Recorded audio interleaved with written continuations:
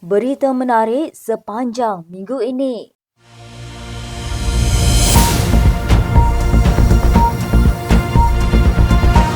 Nombor 9.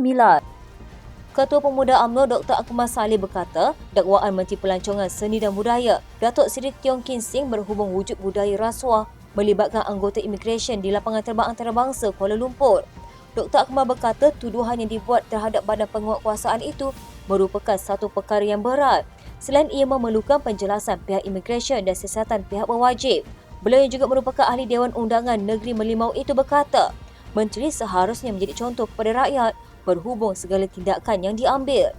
Katanya, kamu perlu ingat, kamu adalah menteri, bukan penjual bakotek. Bila beliau Kin Sing masuk sesuka hati, kemudian marah pegawai imigresen tanpa asas dan bukti kukuh, jadi saya nak tanya, adakah ini boleh dilakukan? Ini menimbulkan imej yang tidak baik di mata rakyat. Jadi seorang menteri, dia sepatutnya tahu apa garis panduan yang perlu dilakukan, bukan masuk dan hentam dan marah pegawai imigresen. Kalau menteri pun tidak boleh ikut aturan, sebenarnya macam mana kita nak minta rakyat ikut peraturan? Bila dapat aduan, menteri nak siasat tetapi dengan cara yang salah. Menteri tidak boleh nak lakukan sesuka hati. Dia ada garis panduan dan kena tahu bidang kuasa menteri. Dia menteri jadi boleh bawa isu ke mesyuarat kabinet dan sampaikan terus kepada Menteri KDN. Sementara itu, menerusi kenyataannya, Dr. Akmal juga mempersoal berhubung isu wanita warga Cina itu yang dikatakan berdepan sekatan untuk memasuki negara ini. Katanya, adakah notis NTL telah dikeluarkan ke atas individu yang ditahan atas faktor dokumen tidak lengkap? Dan jika ditarik balik, atas faktor apakah ia ditarik balik? Adakah dari kesilapan pegawai yang mengeluarkan notis NTL sebelum itu? Ataupun secara tiba-tiba dengan campur tangan pihak ketiga menjadikan dokumen individu ditahan itu terus menjadi lengkap?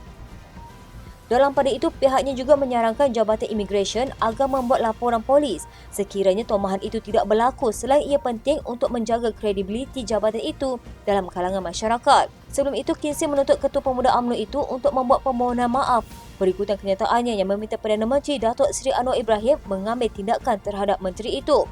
Ini termasuk tindakan yang melucutkan jawatannya sebagai menteri berdasarkan kenyataan Akmal yang dibuat menerusi media sosial. Why they do that? Siapa dia?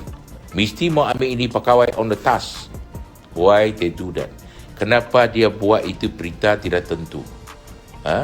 Buat ini tuduhan-tuduhan, buat fitnah. Pasal dia mau selamatkan dia punya immigration, ada segelintir punya pegawai sendiri. Nombor 8.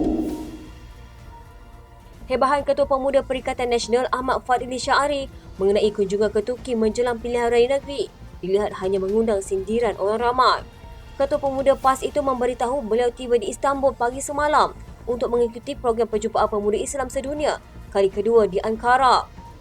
Katanya insya-Allah akan membentangkan kertas kerja berhubung pengalaman PAS mendepani Islamofobia. Doakan diberikan kekuatan. Ahmad Fadhili juga memuat naik foto aksinya bertopi di sebuah premis makanan yang menempatkan bendera Turki berkatanya. Dalam satu hantaran berikutnya, ahli Parlimen Pasir Mas itu menitipkan ungkapan mengenai pemimpin yang kemudiannya dihujani reaksi sinis netizen. Konstantinopel akan dibuka, maka sebaik-baik pemimpin ialah pemimpinnya dan sebaik-baik tentera itulah tenteranya. Walau bagaimanapun, rata-rata komentar awam mengaitkan kunjungan pemimpin berusia 43 tahun itu ke Turki dengan masalah bekalan air bersih yang berpuluh tahun dihadapi rakyat di Kelantan. Antara komentar, rakyat Kelantan masih mari ditarik, pun boleh merayap lagi, terpaling Islam. Air Kelantan tak selesai lagi, tanggungjawab di akhirat esok. Sebaik-baik pemimpin, pemimpin yang mampu selesaikan masalah rakyatnya. Contohnya yang paling mudah, selesaikan masalah air dulu. Tidak kurang juga yang memberi termasuk menyentuh keputusan mahkamah baru-baru ini yang membatalkan kemenangan pemimpin PAS Datuk Ahmad Amzad Hashim bagi kerusi Parlimen Kuala Terengganu pada pilihan raya umum ke-15. Antara komentar, YB jangan pula cerita pasal apa kemenangan parti terpaling Islam di Parlimen Kuala Terengganu dibatalkan. Itu rahsia kita ya. Semenjak PMS ke Turki, ramai juga yang pergi ke Turki. Nombor 7. MCA dan MIC disarang meninggalkan Barisan Nasional selepas kedua-dua parti itu memutuskan untuk tidak menyertai pilihan raya di 6 negeri yang dijadual berlangsung Ogos depan. Pengarah Pilihan Raya Perikatan Nasional Muhammad Sanusi Makno berkata, tindakan tersebut wajar dibuat MCA dan MIC selepas mendakwa mereka tidak dapat layanan yang adil dalam parti gabungan terbabit. Hal itu lebih ketara menurut Sanusi apabila dilihat dalam isu pembahagian kursi di kawasan campuran yang dikuasai Pakatan Harapan. Pada pandangan saya, bila BN berada bersama dengan parti-parti bukan Melayu dalam PH, khususnya DAP, PKR yang menjadi parti multiracial. Jadi kerusi-kerusi yang mix ni terpaksa diberi kepada PH. Maka kerusi untuk MIC dan MCA tak ada lagi. Jadi oleh kerana tidak diberi kerusi yang boleh menang, bertanding untuk kalah, lebih baik MIC dan MCA tidak bertanding. Dan saya rasa hal ini perlu dilanjutkan lagi dengan MIC dan MCA keluar pada Barisan Nasional. Ini lebih munasabah. Dan saya rasa kerusi mix di Malaysia ini boleh diwakili oleh MIC dan MCA kalau mereka menjadi komponen Perikatan Nasional. Mengulas lanjut, Sanusi yang juga Menteri Besar Sementara Kedah berkata, nasib MCA dan MIC pasti akan berbeza jika kedua-dua mereka bersama dengan Perikatan Nasional. Katanya pada pandangan PN, kerusi pengundi campuran di negara ini boleh diwakili oleh MIC dan MCA jika mereka bersama-sama dalam gabungan berkenaan. Selain itu, Sanusi juga menganggap tindakan MCA dan MIC berkenaan dibuat sebagai isyarat bantahan kepada Ahmad Zahid Hamidi sebagai pengerusi Barisan Nasional. Kemarin, kedua-dua parti komponen BN itu membuat keputusan untuk tidak menyertai pilihan raya negeri yang bakal berlangsung pada 12 Ogos ini, namun memberi komitmen untuk membantu calon daripada gabungan berkenaan.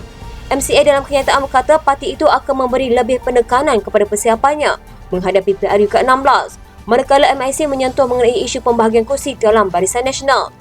Ahmad Zahid bagaimanapun menafikan langkah kedua-dua parti itu dibuat sebagai protes dan menegaskan BN menghormati serta yakin mereka mempunyai alasan tersendiri. Nombor 6. MCA dan MIC hari ini membuat keputusan untuk tidak menyertai pilihan raya negeri yang bakal berlangsung pada Ogos depan. Menurut Setiausaha Agung MCA, Chong Sing Woon, keputusan tersebut diambil selepas jawatankuasa pusat parti itu bermesyuarat. Katanya keputusan itu dicapai selepas perbincangan secara mendalam dan analisis serta mengambil kira situasi politik semasa dengan parti akan melaksanakan pembaharuan dengan kebangkitan semula. Dalam tempoh itu juga, kata Chong, MCA akan memberikan tumpuan kepada persiapan menghadapi PRU ke-16. Katanya pada masa sama, MCA akan memainkan peranan sebagai parti komponen BN yang akan membantu calon-calon parti komponen BN dalam PRN di 6 negeri kelak. Sebelum ini, kedudukan dua parti komponen BN, MCA dan MIC dalam PRN masih menjadi tanda tanya apabila perbincangan pembahagian kerusi dilihat lebih didominasi UMNO. Barisan Nasional akan membincangkan keputusan MCA dan MIC untuk tidak bertanding pada pilihan raya negeri nanti.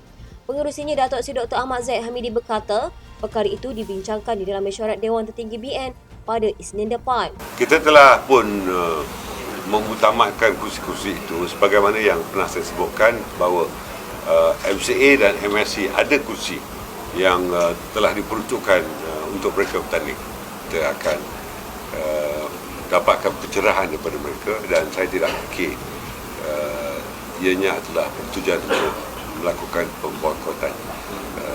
Datuk Seri Dr. Insinyur Wee Ka Siong sendiri menghubungi saya malam tadi bahawa MCA akan terus tetap komited membantu semua jentera BN di 6 negeri. Begitu juga kenyataan yang dikeluarkan oleh Arti Raja, Setiausaha Agung MIC menyatakan perkara yang sama dan kita akan lakukan koordinasi jentera pada mesyuarat Dewan Tertinggi BN 10 hari bulan ini. Nombor 5. Tun Dr. Mahathir Mohamad menolak idea negara kepelbagaian kaum seperti yang dicetuskan oleh Presiden Parti Ikatan Demokratik Malaysia, Syed Saddiq Syed Abdul Rahman.